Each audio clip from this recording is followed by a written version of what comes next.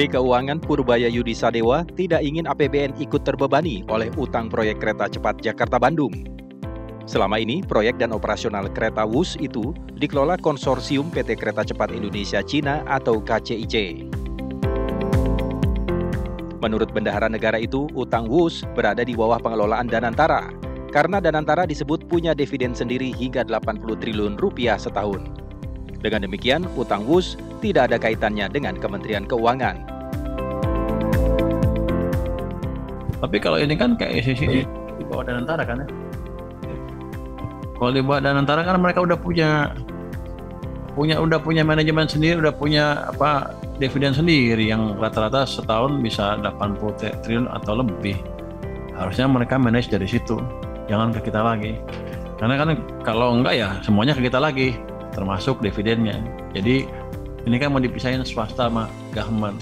Jangan kalau enak swasta, kalau nggak enak government. Saya pikir begitu ya Pak. Sementara itu, Direktur Jenderal Pembiayaan dan Pengelolaan Risiko Kementerian Keuangan memastikan utang proyek WUS bukan utang pemerintah pusat. Proyek WUS dilaksanakan melalui konsorsium yang dipimpin PT Kereta Api Indonesia Persero. Pembiayaan proyek tersebut memiliki porsi dari ekuitas permodalan konsorsium dan pinjaman utang yang diajukan kepada China Development Bank.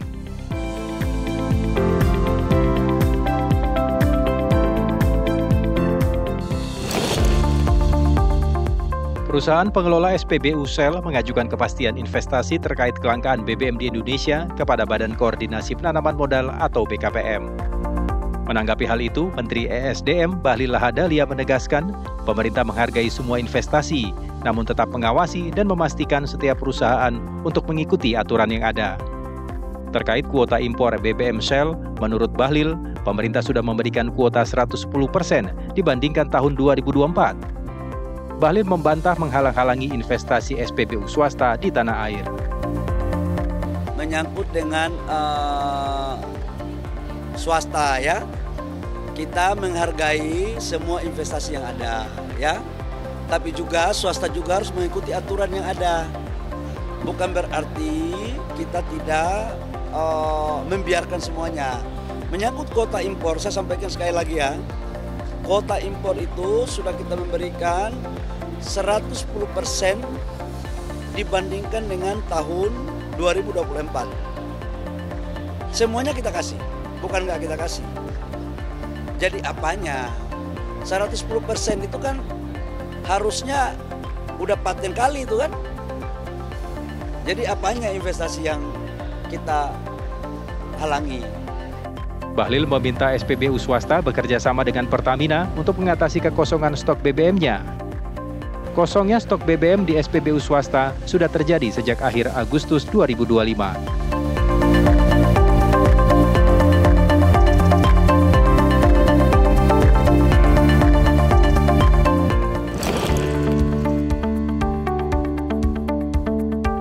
Pemerintah melalui Menteri Ketenagakerjaan membuka Magang Nasional 2025. Peserta akan mendapatkan uang saku sejumlah upah minimum provinsi atau UMP.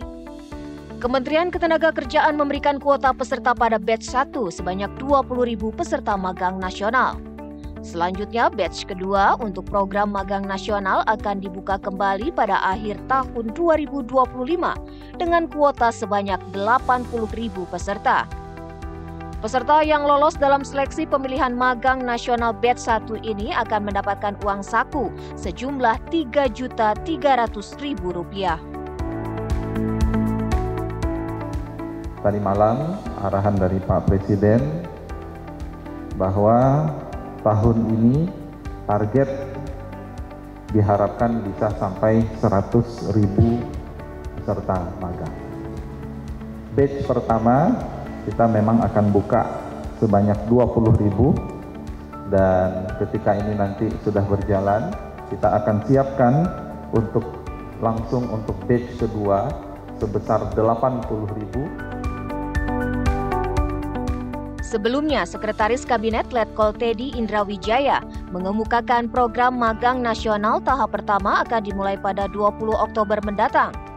Dari unggahan akun Instagram Sekretariat Kabinet, Seskap sendiri mengecek kesiapan pelaksanaan program magang nasional dan rapat bersama Kementerian Ketenagakerjaan pada akhir pekan ini. Selain itu, tahap pertama program magang nasional yang ditujukan bagi lulusan perguruan tinggi, baik itu program pendidikan diploma atau sarjana dengan maksimal 1 tahun kelulusan atau fresh graduate.